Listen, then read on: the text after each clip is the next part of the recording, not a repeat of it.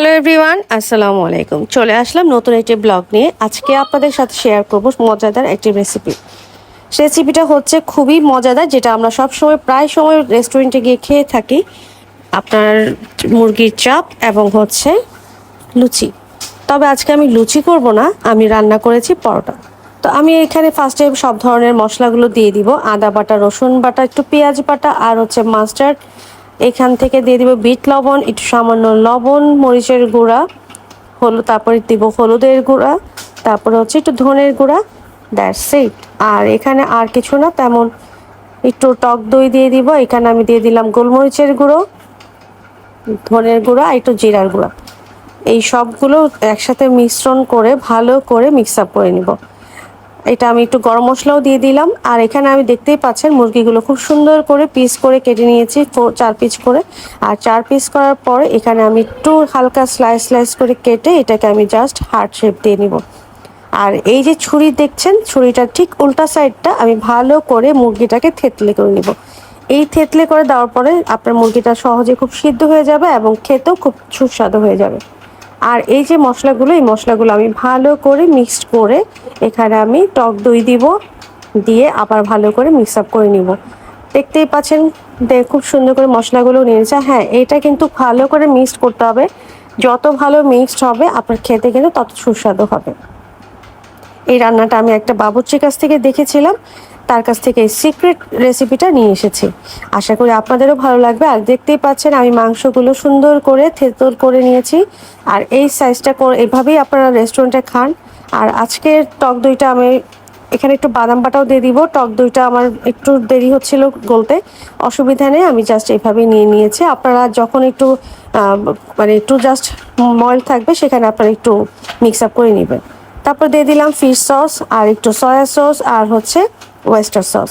তার মধ্যে হচ্ছে টমেটো কেচাপ আর একটু চিলি সস।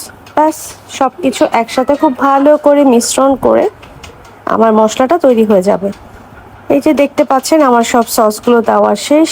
এখন আমি এটাকে সুন্দর করে মিক্সড করে নিব। আর এদিক থেকে আমার দইটা একটু গলতে দেরি করছিল, কোনো সমস্যা নেই, এটা আমি আস্তে আস্তে করে দিয়ে নিব।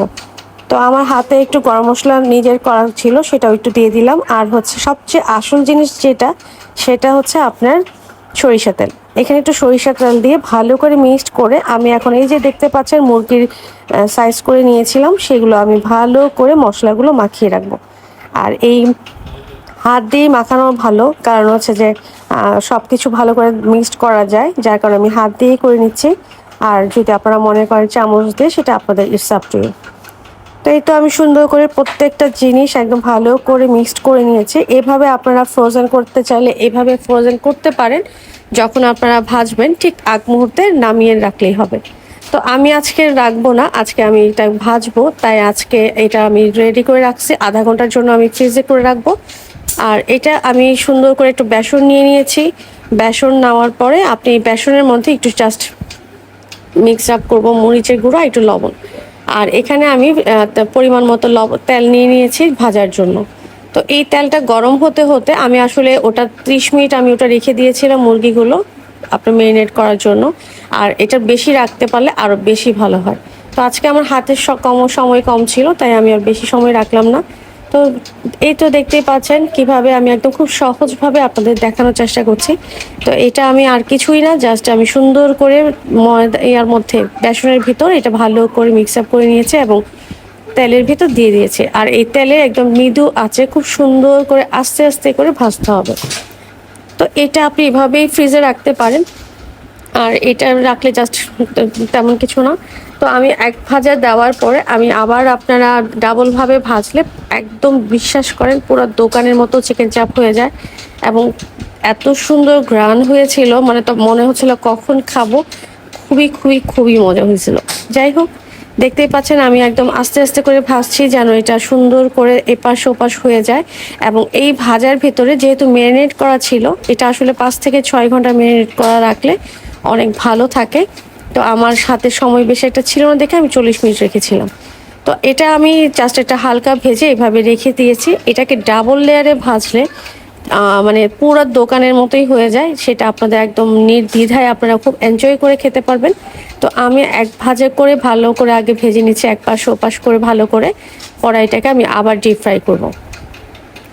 এই যে সুন্দর করে দেখতে পাচ্ছেন একদম মৃদু আছে, খুব বেশি না আবার বেশি হাই টেম্পারেচার না আবার খুব লো না, মিডিয়াম রেখে আপনারা এটা ভেজে নেবেন।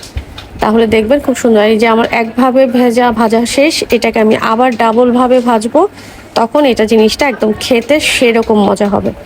এই তো আমার মোটামুটি ভাজা তো হয়েই যাচ্ছে, পাশাপাশি আমি এখানে পরোটা বানিয়েছিলাম, তো পরোটাগুলোও সেঁকে নিচ্ছি। দেখতেই পাচ্ছেন পরোটা কিন্তু খুব সুন্দরভাবে ফুলে উঠছে। এটার সাথে আসলে লুচি খেলেই বেশি ভালো লাগে, তো আমি আসলে লুচিটা অ্যাভয়েডই করছি আপাতত, এখন আমি পরোটা দিয়েই খাবো। তো এটা আসলে আমাদের লাঞ্চ প্যাক ছিল, যার কারণে লুচিটা আমি আর রাখিনি। তো আসলে কি বলবো, বিশ্বাস করেন এত সুস্বাদু হয়েছিল, নিজের রান্না বলে কথা না, একদম দোকান পাস করার মতো ছিল, এত মজা। তো যাই হোক, আমার তো সবসময় আমার নিজের রান্না খুব ভালো লাগে। আশা করি আপনাদের রেসিপিটা ভালো লাগবে এবং নিজেরাও রান্না করে দেখবেন আপনাদের কাছে কেমন লেগেছে। অবশ্যই আমাকে লিখে জানাবেন যে আপনাদের কাছে কেমন লেগেছে। তো হয়ে গেল আমাদের মজাদার পরোটার সাথে চিকেন চাপ। কি দেখতে লোভনীয় লাগছে না? আসলেই অনেক মজা হয়েছিল। সাথে আমি চিকেন চিলি সস নিয়েছি এবং কেচাপ নিয়ে নিয়েছি। তো আমার তো শেষ, আমার ছেলে খেয়ে তো ভীষণ মজা পাচ্ছে এবং বলছে আম্মু এত মজা হয়েছে, তোমাকে অনেক অনেক ধন্যবাদ। আসলে সে খুব মজা করে খায়। তো যাই হোক, সবাই ভালো থাকবেন, এতক্ষণ আমার পাশে থাকার জন্য অসংখ্য ধন্যবাদ। দেখা হবে আবারও। আল্লাহ হাফিজ।